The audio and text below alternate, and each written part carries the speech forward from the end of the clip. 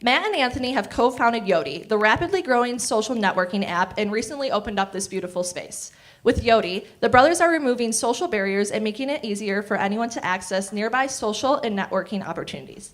The app is building stronger communities and ultimately helping people find what they're looking for. So one more time, here is Matt and Anthony. Thank you. Okay, so I guess. Yeah, you want to click? Yeah. Cool. All right, so symmetry is a really complicated thing. There's a lot of things to talk about. We're going to try to keep it in the realm of things that we can sort of visualize. There's a whole different kind of symmetry if you're talking about like on the quantum level.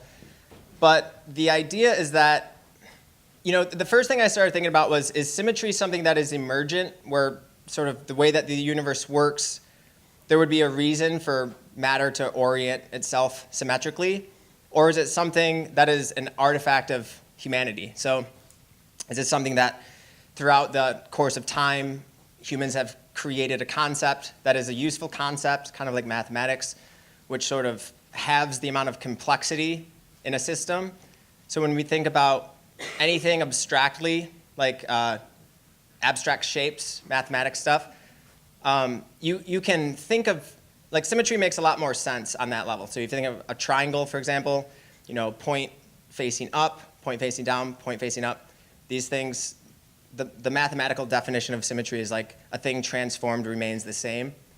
So these sort of things, I was thinking about like how you would describe symmetry of the universe, and there's really not a good way to do it at that level of abstraction. So there are these various levels of abstraction. There are things that we see every day. I guess you can't really see, I don't know how blurry this projector is, but there are things you see every day. Flowers, starfish, the human face. A lot of things we have like sort of abstracted or symbolic version of something. So even when you think of the sort of the spiral arms of the galaxy, you might think there's a symmetry at play there, because we see, if you drop something on the ground and it sort of splashes out, it tends to form a circle. But in actuality, there are these different systems, and then depending on the system, the sort of symmetry develops or emerges differently. With biological systems, a lot of times things are sort of trending towards what's advantageous. So what is advantageous might be, for a flower, for example, the shape of the flower really depends on what's pollinating it. So these sort of flowers, they have a particular kind of pollinator. Things that are pollinated by the air, they have smaller petals. There's a lot more way for wind to get inside and blow their pollen around and then blow pollen to them. There are obviously flowers pollinated by mammals and insects and stuff. Starfish, these are both radially symmetrical. There are a handful of these sort of like optical symmetries that we can see. And again, it really depends on the system why they would develop symmetrically, like what advantages they would have. We see in these animals, humans, tigers, puffins, we also observe symmetry. There's a lot of thinking about symmetrical faces being more attractive. There's a sort of correlation like sexual fitness and the symmetry of faces, but it's only to a certain level. So a truly symmetrical face, if you can generate one with a computer, is actually very off-putting. So there's not a perfectly symmetrical face that is actually attractive. It's better to have sort of like things that are somewhat off. And I'm talking in a couple slides about this as a philosophy, like a Wabi-Sabi is a philosophy name. This tiger, you might look at its stripes and think that they are symmetrical, and to the eye, we take these complex patterns, and the way that the brain processes things is trying to save bandwidth. So it's actually not symmetrical. The sides of the tiger, totally different.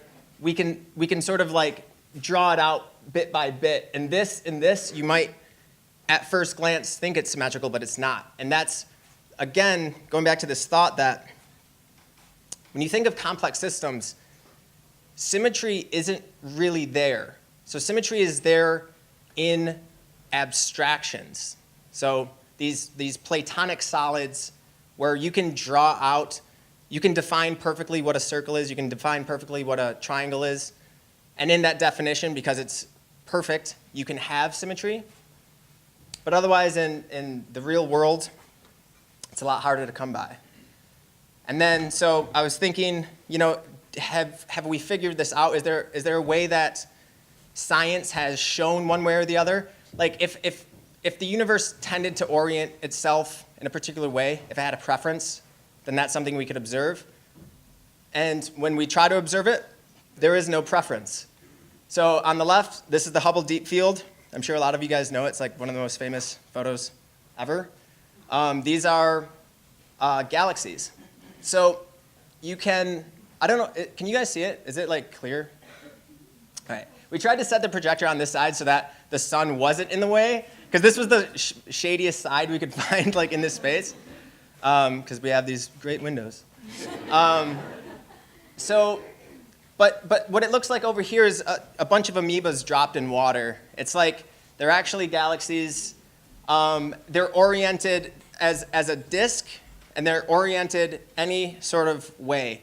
There's not a thing where, if you think of the universe as symmetrical, what you have to do is, for every particle that exists, every particle that you can think of, there has to be a symmetrical other of that particle. And that includes positions, both past, present, and future.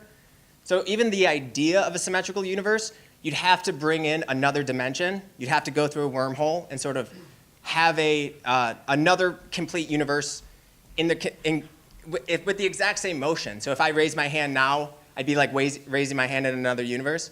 These things are really kind of, difficult to come to terms with, and I don't think it's the way it is. And then this over here, cosmic microwave background radiation. When we point our radars into the universe, how we observe it, it's isotropic. So that means I can point my radar one way, and it looks one way. I can then point it the other way, and it looks the same way. It's not like the universe is like all matter on one side and then a gap. It's basically, it's all the same no matter how you look at it.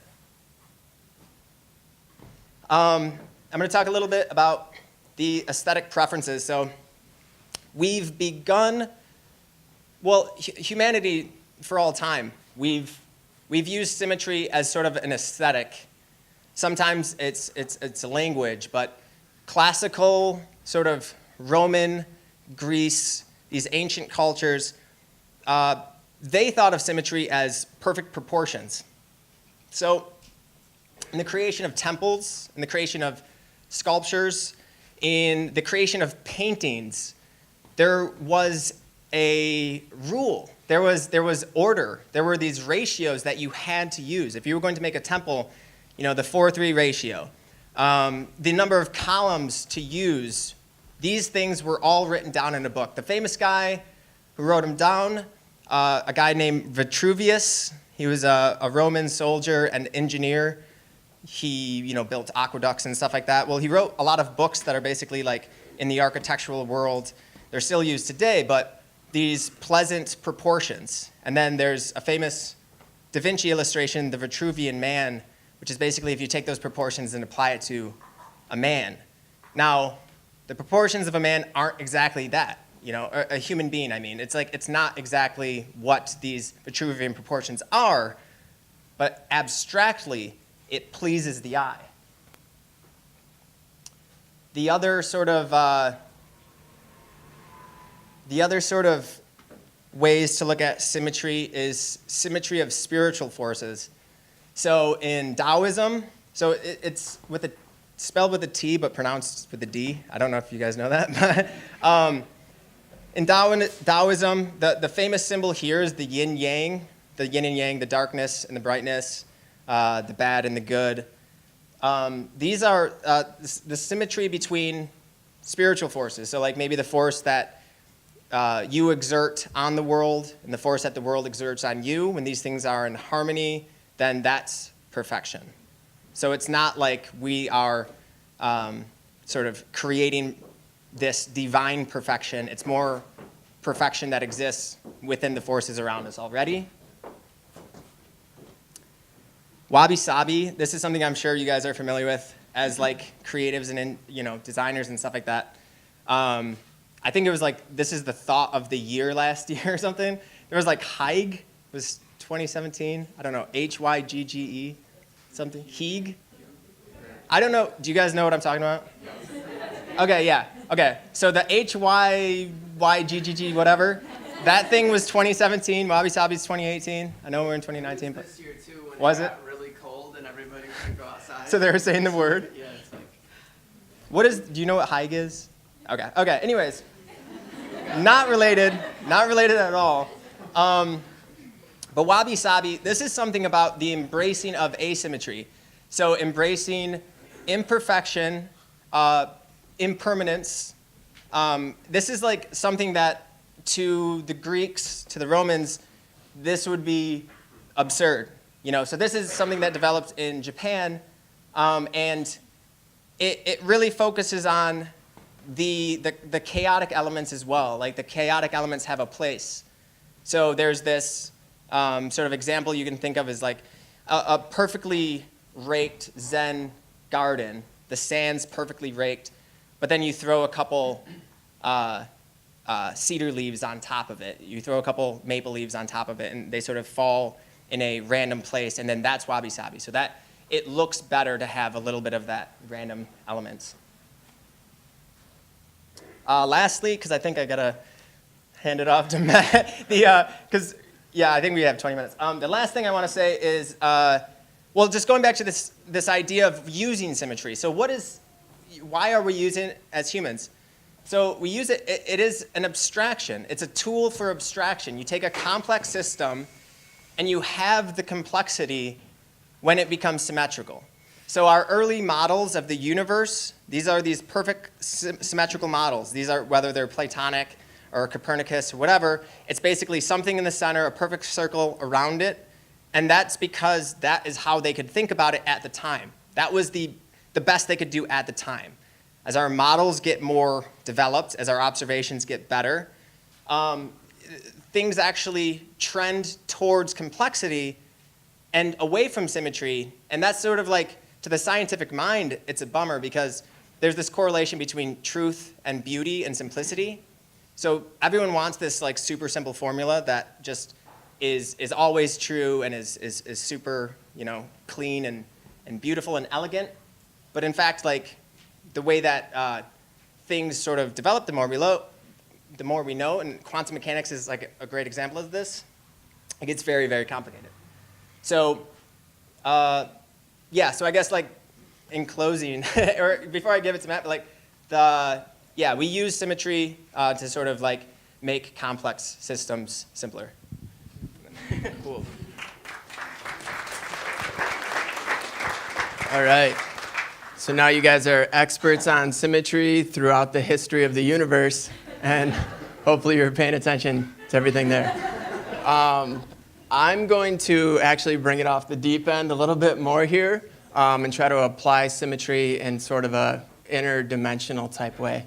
So as creatives, you guys are constantly or consistently putting your work out there and hoping that it's adopted, hoping that it's used, hoping that you can grow your audience, hoping that you can have some reflection back from the world. So I'm talking about an interdimensional symmetry between the world that you envision, so one that has your ideals and the things that you would like to see in the world, and then the world as it is today in reality.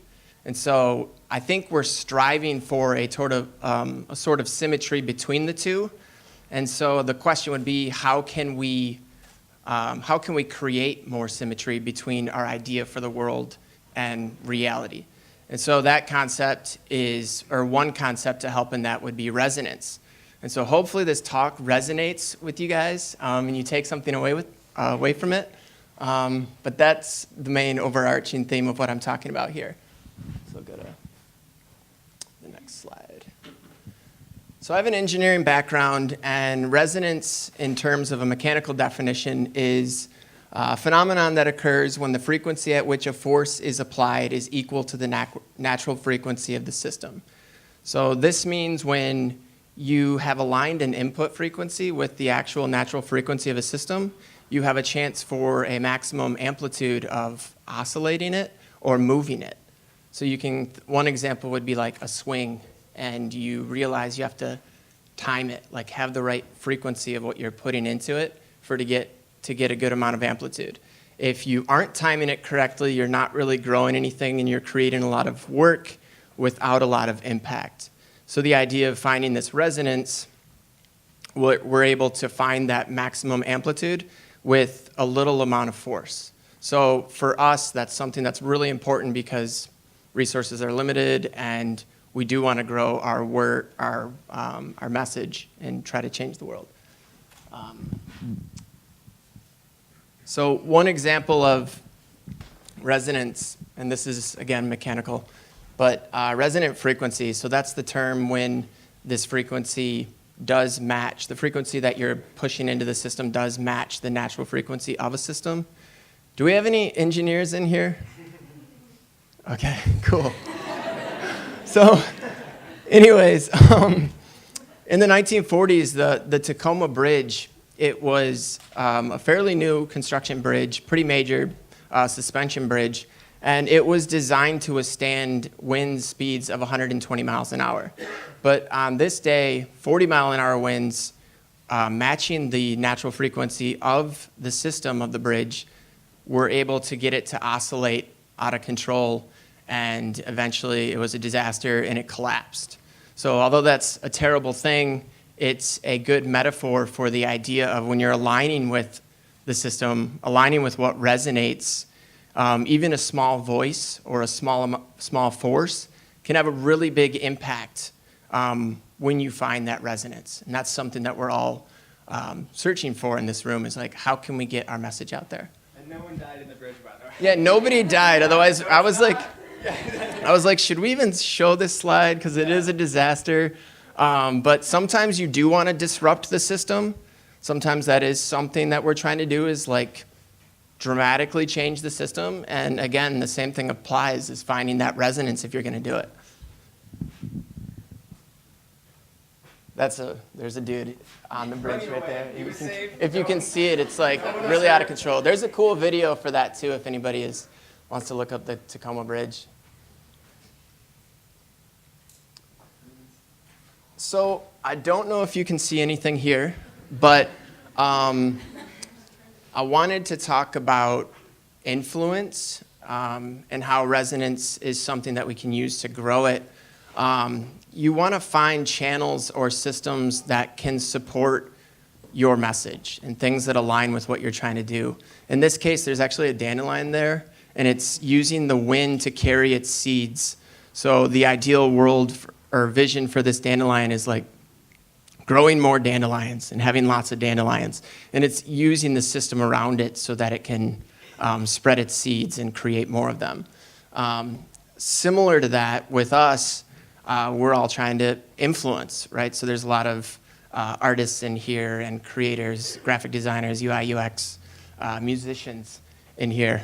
And we're the type of people that need to put our work out into the real world daily, weekly, and trying to find what works, what channels we have, some of the things we use to get that feedback to try to find our resonance. Things like analytics. It's always great to have surveys or even conversations with any of your users or your customers or your audience to try to find that as well. But yeah, the idea here is if you're able to find your resonance, if you're able to resonate with your audience, like what resonates with the Creative Morning group, what resonates with Grand Rapids, when you figure out what it is in those systems, and there's certain things that have gone viral, like there's a study on that. Once you find your resonance, you're really able to make that impact. And what we're trying to do there is find that symmetry between the world we envision and reality. And that kind of brings us into the next slide. So hopefully that resonated with you guys. But if it didn't, then I'll learn from it. So this is a quote from Gandhi. So everybody's heard, "Be the change you wish to see." It's a pretty popular quote. That and this both align, and it's pretty much ties together what we've been talking about. The whole quote isn't on here, so I need to pull it up in my phone real quick. "We but mirror the world. All the tendencies present in the outer world are to be found in the world of our body. If we could change ourselves, the tendencies in the world would also change. As a man changes his own nature, so does the attitude of the world change towards him. This is the divine mystery supreme. A wonderful thing it is, and a source of happiness. We need not wait to see what others do." So what I take away from that is start now. Be the change you wish to see. As soon as you change yourself to align with what it is that you want, then you're going to start to get this symmetry or reflection back from the world of what that is, and you'll be happier. It's all about, like, your perception of reality is really everything, because it doesn't mean the same thing to everyone. But yeah, start now, find your resonance, grow your influence, and create that symmetry between the world you envision and reality. And that's it.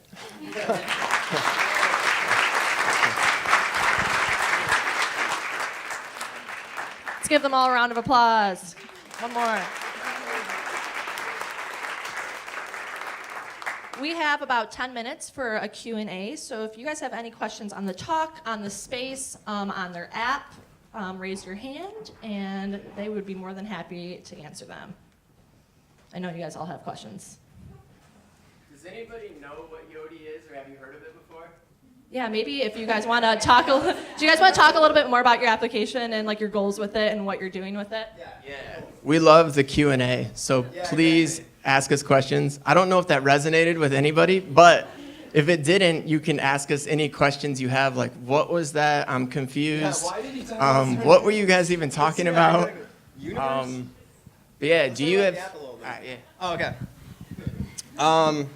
Yeah, so anyone with an iOS, go ahead and check out Yodi, download it, use it. It's fun. Basically, imagine like if you could communicate in a much more valuable, easy way with people around you. Coyote. Yeah, exactly. So this is the thing. Like everyone likes when I do the coyote thing, but like basically imagine like a coyote is a very communicative animal. You know, birds are, coyotes are, but like in the world they're out howling to each other, right? So humans don't naturally do that. We have a really limited, narrow communication scope. But coyotes, if it's at nighttime and I want to hang out, I'm a coyote, I go, hey, what's up? Let's hang out.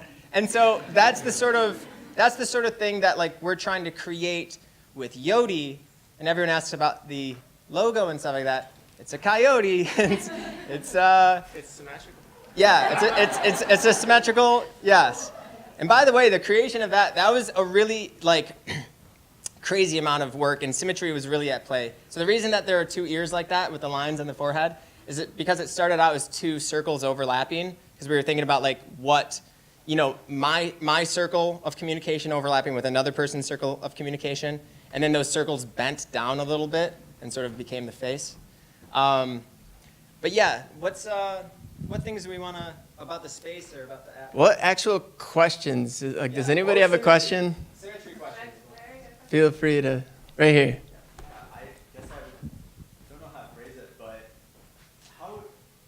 so within the app, you guys have like different distinctions of like how people want to connect, whether that's like Absolutely. just chat or like meet up and hang out. What was like the process of getting to like those specific ways to meet people that you chose? Yeah. Do you want to answer that? Sure. So that's very difficult. So yeah, we have these interaction signals. And this is basically like to come up with these things that are sort of encompassing enough, but also specific enough to be communicable. So there is a like, let's hang out, let's chat, like let's network, romance. There's a lot of these different categories. I think our categories right now are really rough and vague, but intentionally so, because we haven't boiled it down to something as specific as like, this is the kind of interaction style I prefer. That's what we're going for. We wanted to give like the users a license. So if I see everyone's broadcast in this room, I might, go, oh, this is cool. This person's doing a cool thing, but I don't feel I have specific license to go and start that interaction. But if I see their interaction signal says like, let's chat, I know that that's what they're asking me to do. Yeah, and I'll add to that a little bit. So using analytics, we're going to try to dial that in. We made those 4 general ones, so it's like maybe you want to get a drink with somebody. They're all pretty low obligation type of meetups, so there shouldn't be a lot of pressure around that. One thing we're working on bringing in is artificial intelligence for social. So imagine if you had your own virtual assistant acting on your behalf for bettering your network, whether it's for social or for business. And so using machine learning, we can monitor the people around you, what their thoughts or their goals or intentions are, the things that you're sharing that you'd like to have as a message for other people. And with machine learning, it can find successful meetups and successful networking for a larger base. And it can figure out the things that we can't necessarily solve on our own. But when you have technology acting on your behalf and it's looking at all these opportunities and it's like, hey, I think you need to meet with this person over here. It's a potential client, and it could be a really important opportunity for you. Having that virtual assistant with machine learning acting on your behalf, it's going to be a game changer. Like bringing in technology to solve these missed connections, these opportunities that we don't capture every single day. It's going to be really cool when you have technology in your corner. It's like a revolutionary concept. So really excited about that, and then also bringing in AR, but that's another thing. What other questions you guys have? Yes. Hey. So my interest is in sustainability, and the project that I'm looking at would be to try to get the public to use less plastic water bottles, for instance, at the runs and the races. Yep. To hand out plastic water bottles, maybe use water tanks with reusable water. That's great. How can Yodi help me organize people to learn the message? Yeah, so a couple different ways. One would be you would broadcast that. So everybody on Yodi has a little globe that they can broadcast, and the nearby public can see that. So there's no opt-in, there's no opt-out. You just have to be near them. So if you're doing an event and you wanted to get that message out, you could do that through our nearby broadcast. Additionally, we have a map. So Yodi's map-driven, and it shows where packs of coyotes or users are gathering, so you kind of know where to go if you want to hang out with people.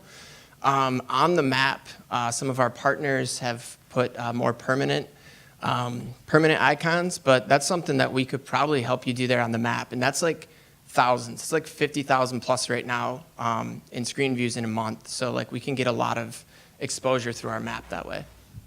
And I think another important thing is, so that message specifically is like, if it's something that if someone you meet at this party, for example, or this event, brings up like, let's cut down our plastic use, you're more likely to actually follow through with that intention. So it's like, if someone tells you face to face, like as you're suggesting, like, let's cut down plastic uses, blah, blah, blah, blah.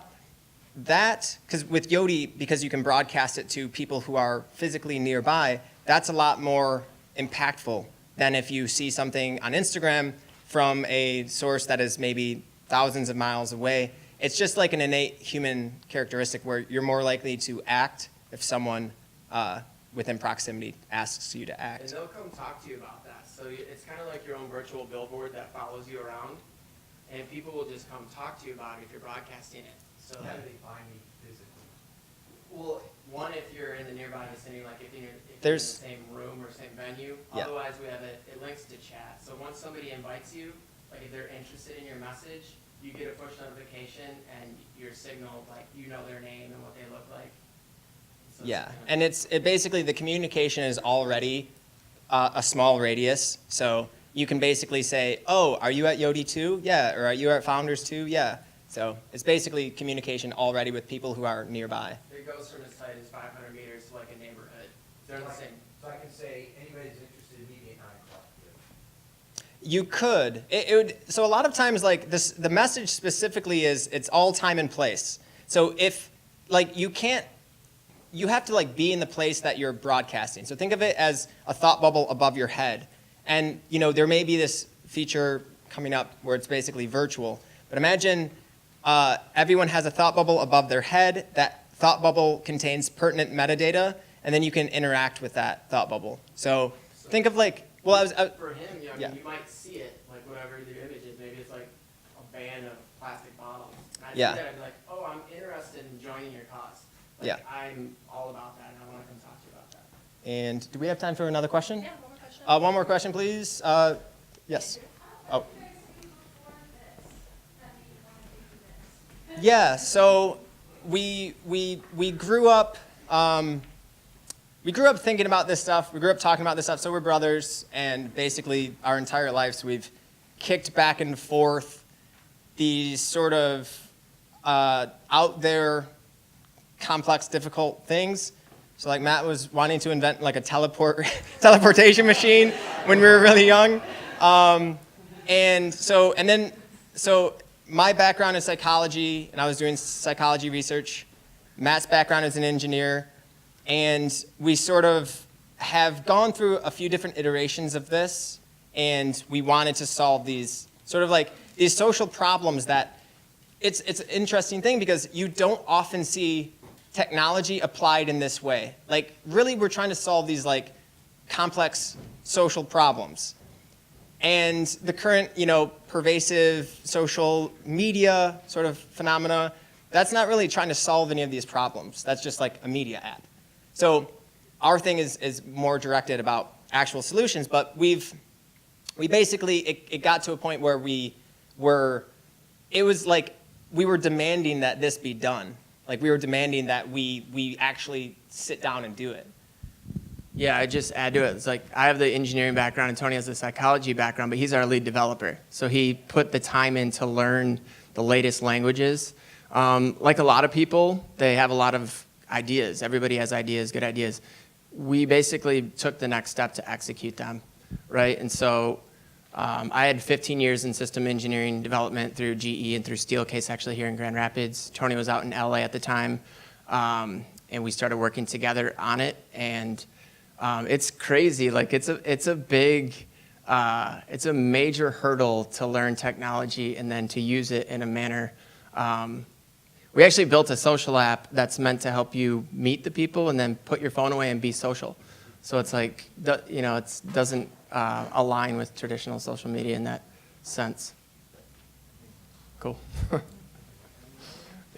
And I just wanted to add what Matt just said. Anthony does not have a background in design or development, and he designed their logo, did all their branding, designed the entire application, and developed the whole thing. So let's give them both a round of applause, because I think and Matt's amazing. So I think that's really impressive.